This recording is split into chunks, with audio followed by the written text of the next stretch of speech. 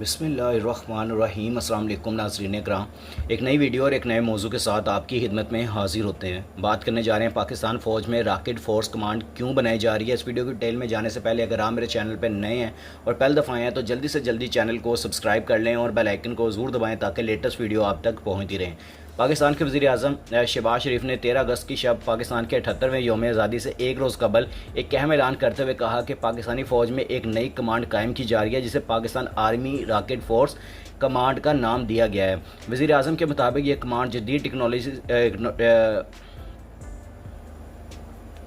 वज़ीर आज़म के मुताबिक यह कमांड जदीद टेक्नोलॉजी से लैस होगी और इसे एक संग मील करार दिया गया है जो पाकिस्तान की दिफाई ताकत को मज़ीद मजबूत करेगी। अगरचे वज़ीर आज़म शहबाज शरीफ या पाकिस्तान फ़ौज ने बाज़ाब्ता तौर पर इस नई फ़ोर्स के बारे में मज़ीद मालूमात फ़राहम नहीं की, लेकिन मुबस्सिरीन और तज्ज़िया कार रॉकेट फ़ोर्स के क़याम को पाकिस्तान और इंडिया के मबैन हालिया जंग के तनाज़र में एक अहम पेशरफ्त के तौर पर देख रहे हैं। तज्ज़िया कारों के ख्याल में यूक्रेन और रूस की जंग, इसराइल और ईरान की जंग और इंडिया और पाकिस्तान के मबैन हालिया जंग में छोटे से दरमियाने रेंज के मिसाइल मौसर हथियार साबित हुए हैं और वाज़ेह रहे कि इंडिया और पाकिस्तान के दरमियान हाल ही में मई में जो कशीदगी इस वक्त पैदा हुई जब दिल्ली की जानिब से पहलगाम में मुसल्लह शिद्दत पसंदों के हाथों दर्जनों सियाहों की हलाकत का इल्ज़ाम पाकिस्तान पर लगाते हुए मुतअद्दिद मकामात पर बमबारी की गई। पाकिस्तान इंडिया के इल्ज़ामात की तरदीद करता है। उसके अलावा ताहम इस तनाज़े के दौरान पहले पाकिस्तान की जानिब से इंडियन फ़ज़ाइया के लड़ाका तैयार गिराने के दावे के बाद इंडिया ने 10 मई को रावलपिंडी में मौजूद नूर खान एयरबेस समेत मुख्तलिफ एयरबेसिस पर बैलिस्टिक मिसाइल दागे, जिसके जवाब में पाकिस्तान ने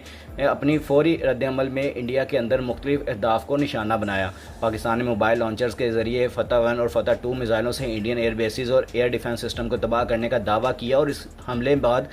जब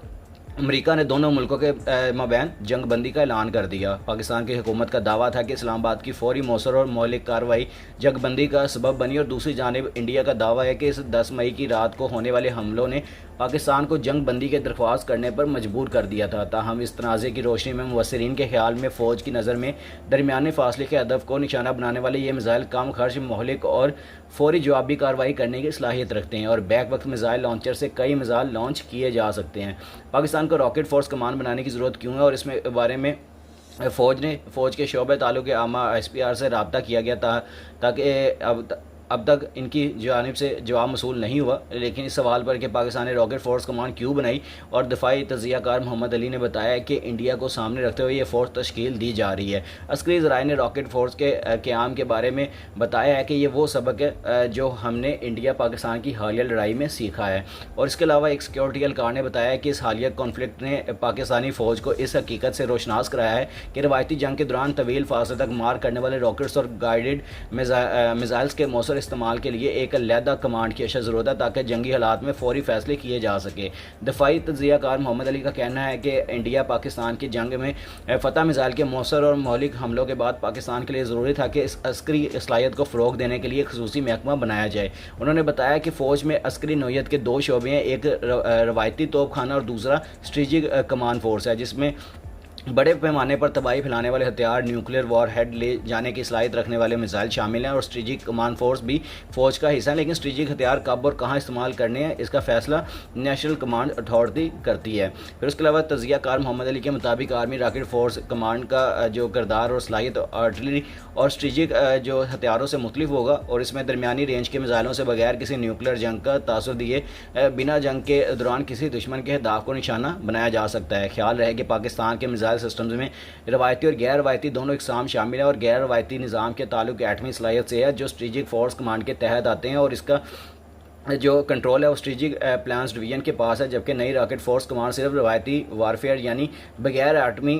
हथियारों के मिसाइल्स की कमांड संभालेगी। उसके अलावा अगर देखें तो सिक्योरिटी ज़राए के मुताबिक इस कमांड के क़याम का मतलब ये नहीं है कि नई फोर्सेस तश्कील दी जा रही हैं, बल्कि ये एक नया हेड क्वार्टर और कमांड सिस्टम है जो पहले से मौजूद तवील फासले के तोपखाने को मुनज़्ज़म, मरबूत और ज़्यादा मौसर अंदाज में इस्तेमाल करने के लिए कायम किया जा रहा है। सिक्योरिटी ज़राए का कहना है कि इससे ये इशारा भी मिलता है कि पाकिस्तानी फ़ौज आइंदा रवायती जंगों में रॉकेट फोर्सेज का ज़्यादा और बेहतर इस्तेमाल करने का फैसला कर चुकी हैं और फतह मिसाइल जैसे सिस्टम्स अब महज आजमाइशी या अलामती इस्तेमाल के लिए नहीं बल्कि जंगी हिकमत अमली का मुस्तकिल हिस्सा होंगे। तज़िया कार मोहम्मद अली के मुताबिक स्ट्रेटेजिक हथियार तवील फासले तक मार करने की सलाहियत रखते हैं, जबकि रवायती तोपखाना एक महदूद इलाके में होने वाले जंग में इस्तेमाल होता है। ख्याल रहे कि पाकिस्तानी फ़ौज का स्ट्रक्चर जो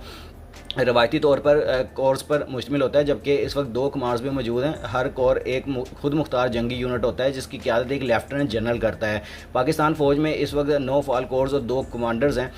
फिर जिनमें हर एक की अलग अलग ज़िम्मेदारियाँ और जोग्राफियाई दायरा कार है। एयर डिफेंस कमांड पाकिस्तानी फ़ौज की दफाई सलाहियत यानी दुश्मन के तैयारों, ड्रोन्स और मिसाइल्स के खिलाफ तहफ़्फ़ुज़ की ज़िम्मेदार है, और आर्टिलरी डिवीजन्स का किरदार पाकिस्तानी फ़ौज के तोप खाने से मुंसलिक है। इस वक्त पाकिस्तानी फ़ौज के पास 2 फ़ाल आर्टिलरी डिवीजन्स है, गुजरांवाला और पन्नू आकिल। इन डिवीजन में कम दरमियाने और तवील फासले तक मार करने वाले तोपखाने शामिल हैं। माजी में फतह मिसाइल जैसे सिस्टम जिनकी रेंज 150